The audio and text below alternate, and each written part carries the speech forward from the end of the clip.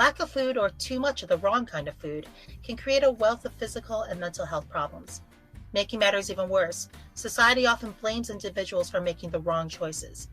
But data shows us that diet-related ill health goes hand in hand with inequality and poverty and occurs at disproportionately higher rates for communities of color.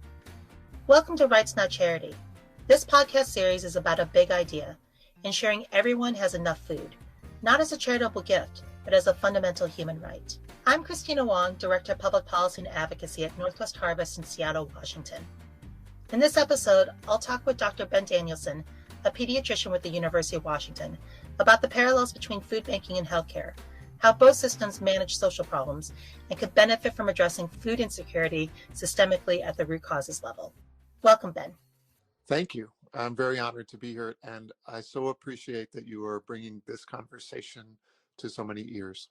We know the benefits of healthy food, and we see ongoing impacts on child health outcomes as a result of food insecurity and family reliance on food charity. In your opinion, what are the key issues that health and food providers need to address? Well, I think this is an opportunity for us to be a little bit reflective and to step back. I want to ask us all, what is the narrative that we've created around food and food charity? What is the story that we are telling ourselves? Is it a narrative or a story about heroes who are philanthropically giving of themselves to put food in front of folks, and the poor destitute who are somehow just waiting for this kind of charity to show up? Are we disempowering some populations and creating superpowers in others? What is the story that we are telling ourselves about food charity?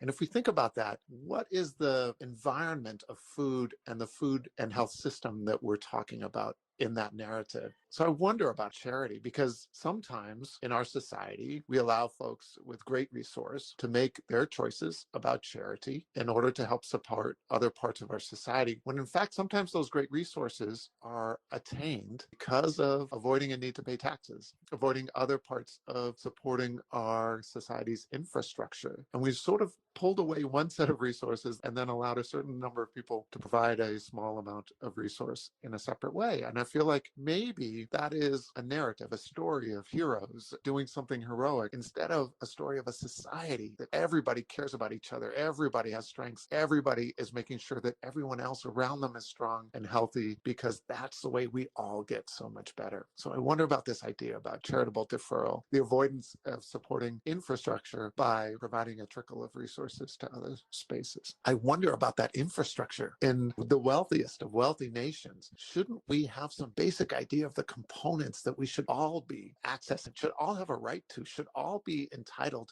to, make sure that we don't have to worry about?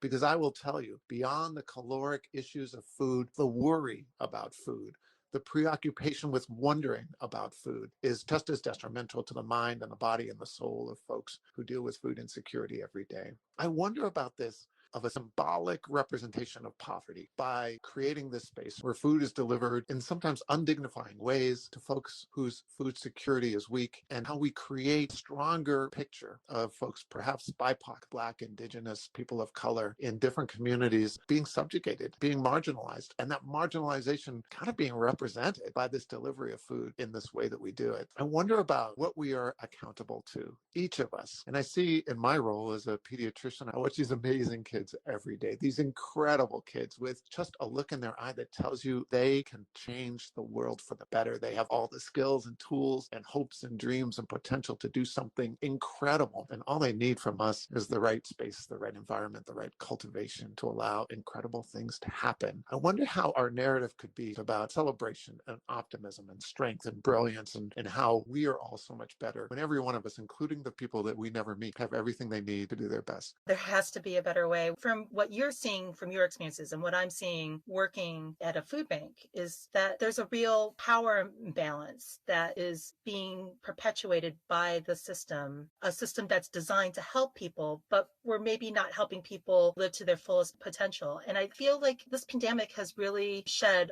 a lot of light on those inequities. During the COVID crisis, food bank providers focused on simply getting food to people, but it has also got us thinking about upstream solutions, such as enacting the right to food in Washington and in other states. What has the COVID crisis revealed for you? The COVID crisis for me has revealed the need for us to be willing to think with a slightly deeper sense of complexity than the simplicity that we've sought in the past around some of our deepest social problems. It's so important for us to think both in the moment and to think upstream, to think about the intervention and the prevention, about the spaces where people need us in these moments and the spaces in which our investment in ourselves and in others creates a world where that need does not perpetuate. I hope that isn't too vague and sort of up in the sky, but I do think this pandemic has brought out the many ways in which our social and cultural infrastructure has been designed to subjugate people, to hold people down, even as we're doing symbolic acts to sometimes be helpful to people.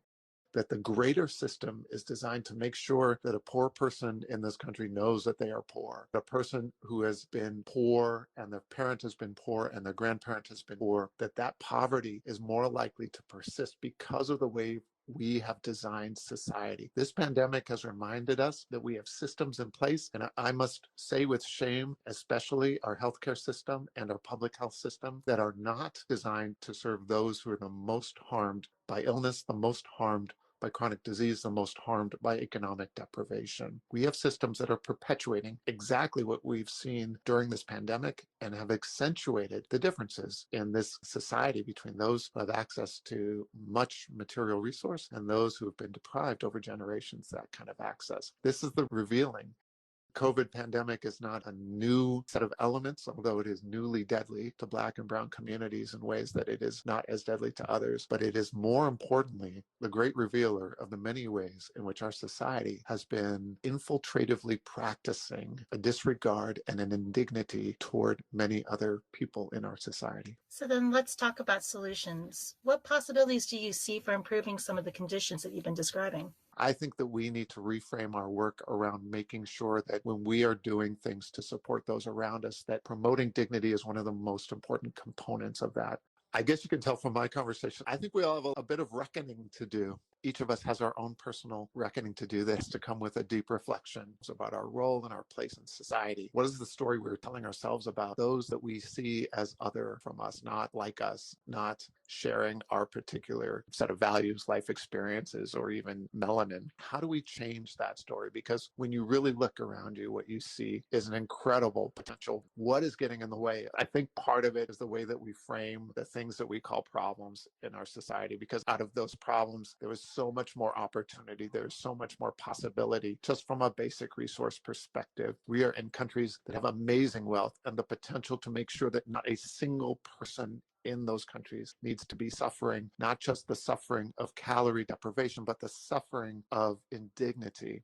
What would happen if when we designed programs to support each other, we said, based on the brilliance that we know that these communities around us possess, based on the desire that we all feel to make sure that we are treated with dignity and respect, how should we design these programs? We know that everybody should have a right to really making sure that they have the kind of nutrients that allow their brains and their bodies to function at their best potential level. What should we be making sure every one of us has? It's ironic to me that as we make decisions that harm other people around us, they ultimately harm all of us. And until we make that fabric, that interwoven connection between us and the person near us and far from us, we're not going to make better decisions. Until we decide that there's greater joy and potential and possibility out there than there is deficit or lack or loss, then we're not going to make strong choices based on that optimism. If you're inspired by what you've heard today, please check out our other podcasts and keep up to date with the Global Solidarity Alliance for Food, Health, and Social Justice by visiting rightsnotcharity.org. The Alliance is an international research, education, and advocacy effort. You can find a transcript of today's discussion at rightsnotcharity.org. This is Christina Wong with Dr. Ben Danielson.